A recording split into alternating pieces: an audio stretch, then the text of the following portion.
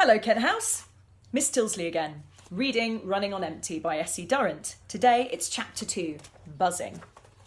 You might recall, in chapter 1 we met AJ, who's our main character. He lives in London, very near the Olympic Park, and he's obsessed with Usain Bolt. I'm going to tell you what makes me different straight away. If I don't, it sort of buzzes around at the back of my brain like a fly stuck in a room, and it bugs me. You know that thing where they bang against the window and you just have to let them out because they're stopping you thinking about anything else? Well, that's how it feels. So what I do is either open the window and let the fly buzz out into the world, or I decide to never, ever let the fly out, and eventually it stops buzzing. It depends who I'm talking to. The thing that makes me different from other 11-year-old boys, apart from my fantastic running ability, is my parents have learning differences. It's no big deal. Really, it isn't. I don't look after them. We look after each other. My mum makes the best cakes ever. She's the kindest person in the world too. Honestly, you'd know if you met her. She might not be clever in the way of making sense of lots of things very quickly, but she's clever in the way of understanding bigger things better than most people. She doesn't waste years of her life sending messages or texting. She doesn't do any of that. She won't even answer the phone. She talks to people if they're with her, but apart from that, she's not bothered.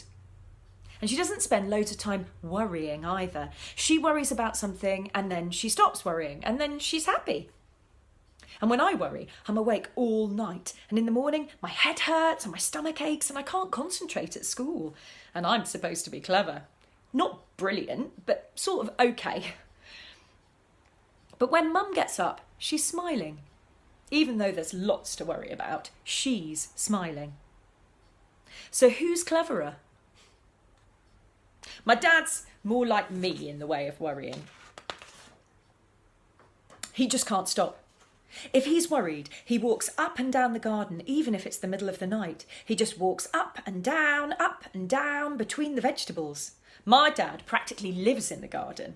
If you came out to our house, you might not see him unless you looked out the kitchen window, and then you might just see the top of his hat poking out from behind the beans. He grows potatoes, onions, beans, pumpkin, spinach and garlic. And if that makes you think we've got a big garden, we haven't. It's 7 steps from our kitchen door to our back fence. I'm not kidding. Dad just grows everything really close together.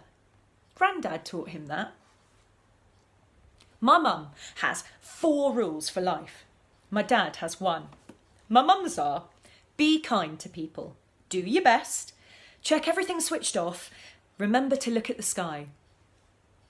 My dad's rule is: love Alice. That's my mum.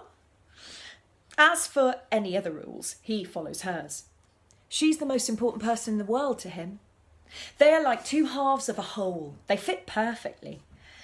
They're just not so good at complicated stuff like sorting out forms or if the washing machine needs fixing. My granddad did all of that. That's my mum's dad. My granddad lived down the road, but he died 2 months ago, just before school broke up for the summer.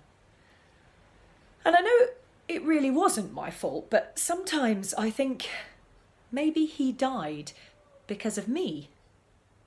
And that makes me feel so bad, because I was the last one to see him alive. Stay tuned for chapter 3.